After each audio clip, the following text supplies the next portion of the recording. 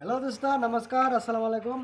आज आपलोके देखिबले पाबो जे এটা আরসিসি ঘৰৰ ডিজাইন 2024 এটা আৰসিসি ঘৰ বনালে কিমান টাকা খৰচ আহে বা ফিনিশিং কৰিলে কিমান টাকা খৰচ আহিব আপোনালোকে ধুনীয়াকৈ বুজি পাব। ভিডিওটো স্কিপ নকৰাকৈ গোটেইখিনি চাবলৈ চেষ্টা কৰিব, তেনেহ'লে আপোনালোকে ধুনীয়াকৈ বুজি পাব যে 2024 এটা আৰসিসি ঘৰ বনালে কিমান টাকা খৰচ আহে আপোনালোকে ধুনীয়াকৈ বুজি পাব। এইটো ঘৰত আমাৰ 6টা ৰুম আছে, 6টা ৰুম প্লাষ্টাৰ কৰোঁতে আৰু গাঁথনি কৰোঁতে গোটেইখিনি কমপ্লিট হৈ গ'ল। এতিয়া টাইলছ লগোৱাটো বাকী আছে আৰু ৰং লগোৱাটো বাকী আছে। এইখিনি কৰোঁতে আমাৰ কিমান টকা গৈছে আমি ধুনীয়াকৈ আপোনাক ভিডিঅ'টোত বুজাই দিম। বলক ভিডিঅ'টো আৰম্ভ কৰোঁ। সন্মুখৰ ভিউ, সন্মুখত দুটা খিৰিকী লগোৱা আছে। এটা এটা খিৰিকী, এফালে এটা খিৰিকী,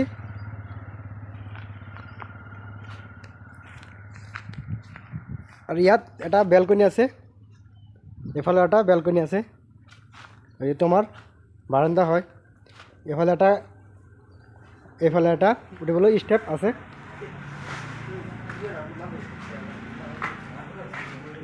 তোমাৰ গিৰিল লগা হ'ল, গিৰিলকেইটা চাওক ডিজাইনকেইটা কিমান ধুনীয়া লাগিছে। এইটো হ'ল আমাৰ ড্ৰয়িং ৰুম।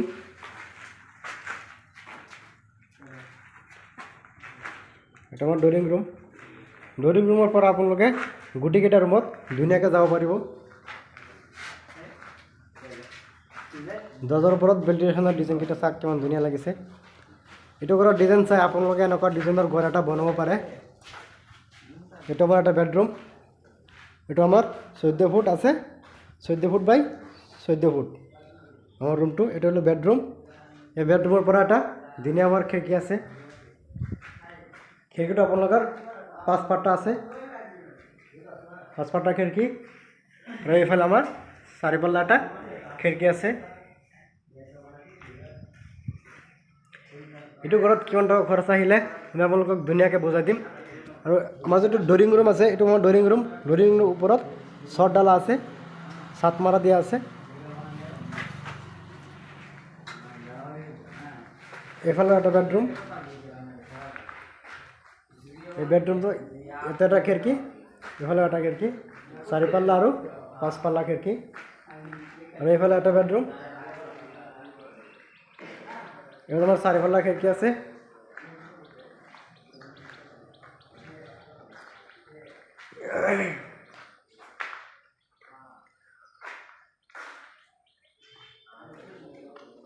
এফালে একটা রুম আছে, ইয়াত আমার সাজা আছে। এফালে একটা খিড়কিও আছে, এটা ডর আছে, দরজা আছে। ইয়াত আমার ভেন্টিলেশন সহ প্লাস। এটা একটা রুম। এটা আমার দুটা খিড়কি, একটা 4 পাল্লা, এটা আমার 2 পাল্লা। এটা দরজা আছে বাইরে যাওয়া। এটা আমার একটা সাজা আছে। আর উপরের টিংকেটা আপনার কালারিং টিং হয়। এটা আমার জিন্দাল টিং। টিঙের নামটো হল আমার জিন্দাল। এটা এমএমটো হল 44 mm, 44 mm টিং। এইবিলাক টিং কিনোতে আপোনাৰ কিমান টকা খৰচ আহিব আমি ধুনীয়াকৈ আপোনাক বুজাই দিম। এতিয়া আমি কম এইটো ঘৰত কিমান টকা খৰচ হ'ল টোটেল।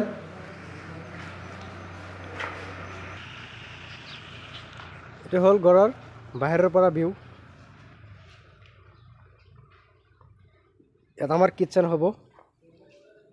কিচেনটো এতিয়ালৈকে বনোৱা হোৱা নাই, বিটিলৈকে হৈ আছে। আৰু ইয়াত আপোনাৰ বাথৰুম হ'ব। বাথৰুমটো ঘৰৰ লগত এডজাষ্ট কৰা নাই, বাহিৰতহে দিছে। ঘৰটোৰ ডিজাইনটো বহুত ধুনীয়া লাগিছে। আপোনালোকে কমেণ্ট কৰি মোক জনাব কেনেকুৱা লাগে ঘৰটো। আৰু এতিয়া আমি ক'ম যে এইটো ঘৰত কিমান টকা খৰচ হ'ল।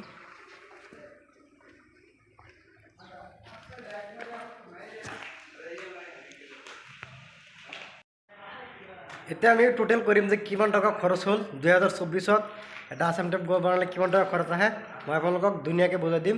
এই ঘৰটোত গোটেইখিনি কাম আমাৰ কমপ্লিট হৈ গ'ল। এতিয়া তলত টাইলছ লগোৱাটো আমাৰ বাকী আছে। এফালে টাইলছ লগোৱাটো বাকী আছে। আৰু আপোনাৰ যিমান ৱাল আছে ৱালত প্লাষ্টাৰ ধুনীয়াকৈ হৈ গ'ল। এতিয়া দৰজা আৰু খিৰিকীটো লগোৱাটোহে বাকী আছে। আৰু ৰং কৰাটো আমাৰ বাকী আছে, নহ'লে গোটেইখিনি কাম আমাৰ কমপ্লিট হৈ গ'ল। গ্ৰিল চিৰিল লগোৱা গ্ৰিল চিল ধুনীয়াকৈ লগাই হৈ গ'ল বাৰান্দাটোত তাক এইফালে বাৰান্দাত ধুনীয়াকৈ আমাৰ গ্ৰিল লগোৱা হৈ গ'ল। এতিয়া আমি ক'ম এইটো ঘৰত কিমান টকা খৰচ হ'ল। আমাৰ ইটা গৈছে 10,000 টকাৰ, সরি 10,000 আমার ইটা গৈছে। আমার সিমেন্ট গৈছে টোটাল 200 বেগ তলত, আর এইবিলাক ফ্লোরত আমার ডালাই দিয়া আছে। আপনারা দেখে বলে পাইছে এইবিলাক সব ডালাই আছে। আর আমার ওয়ালবিলাক গাঁথনি করতে আর পুশ জামতে তলত লিঙ্কটার বিম আছে। আর এই আমার প্লাস্টার করতে আমার 200 বেগ সিমেন্ট গৈছে। বালি গৈছে আপনার 20 cm, গিটি গৈছে আপনার 9 cm। দুটা রুম শট মারা আছে, সেইকাৰণে আমাৰ 9 cm গিটি গৈছে। ৰড গৈছে আপনাৰ 8 কুইণ্টেল। আৰ উপৰত টিং লগোৱা, এইবিলাক টিঙৰ দাম আছে আপনাৰ এক পিছত 1000 টকা। আমাৰ জিন্দাল টিং হয়, জিন্দাল টিং আপনাৰ ব্ৰ্যান্ডৰ হয়, বেশি দামৰ আৰু কম দামৰ নহয়। আর আপনার যিমান কেসি আছে, কেসিত আমার কেসি কাঠ আর টিঙত আমার টোটাল গৈছে 80,000 টকা। আর এইবিলাক খিড়কিবিলাকত আর দরজাবিলাকত আমার গৈছে আর 80,000 টকা। এটা আমি টোটাল কৰি আপোনালোকক কিমান টকা খৰচ হ'ল, মিস্ত্ৰী কিমান টকা নিলে, মই ধুনীয়াকৈ আপোনালোকক বুজাই দিম। ভিডিঅ'টি স্কিপ নকৰাকৈ গোটেইখিনি চাবলৈ চেষ্টা কৰিব, তেনেহ'লে আপোনালোকে বুজি পাব 2024-ত এটা আসাম টাইপ ঘৰ বনালে, 6টা ৰুমৰ আসাম টাইপ ঘৰ বনালে কিমান টকা খৰচ আহে। মই একবাৰ তলৰ পৰা ওপৰলৈকে প্লাষ্টাৰ কৰা আৰু গাঁথনি কৰা ধুনীয়াকৈ আমি বুজাই দিম যিটো ঘৰত কিমান টকা খৰচ হয়। এতিয়া আমি টোটেল কৰিম যে 6টা ৰুম বনাওঁতে আমাৰ কিমান টকা খৰচ হ'ল, আমাক ইটা কিমান গৈছে আৰু বালি চিমেণ্ট গিটি ৰড কিমান গৈছে আমি ধুনীয়াকৈ আপোনাক বুজাই দিম। টোটেল কৰি ধুনীয়াকৈ আপোনাক দেখাই দিম। এতিয়া আমাৰ ৰড গৈছে 10,000 দাম হ'ল 1,10,000 টকা। আমাৰ ইটা গৈছে আৰু চিমেণ্ট গৈছে আপোনাৰ 200 বেগ, 200 বেগত আমাৰ 1,00,000 টকা গৈছে। বালি গৈছে আপোনাৰ 20 cm, 20 cm আমাৰ 22,000 টকা গৈছে। এটা হ'ল আমাৰ গিটি গৈছে আমাৰ 9 cm, 9 cm আমাৰ 20,000 টকা হ'ল। এটা আমাৰ ৰড গৈছে আমাৰ 8 কুইণ্টেল, 8 কুইণ্টেল আপোনাৰ 52,000 টকা হ'ল। আৰু আমাৰ ওপৰত টিংপাত আৰু কেচি লগোৱাত আমাৰ গৈছে টোটাল 80,000 টকা। আৰু আমাৰ দৰজা আৰু খিড়কিত গৈছে আমাৰ আৰু 80,000 টকা।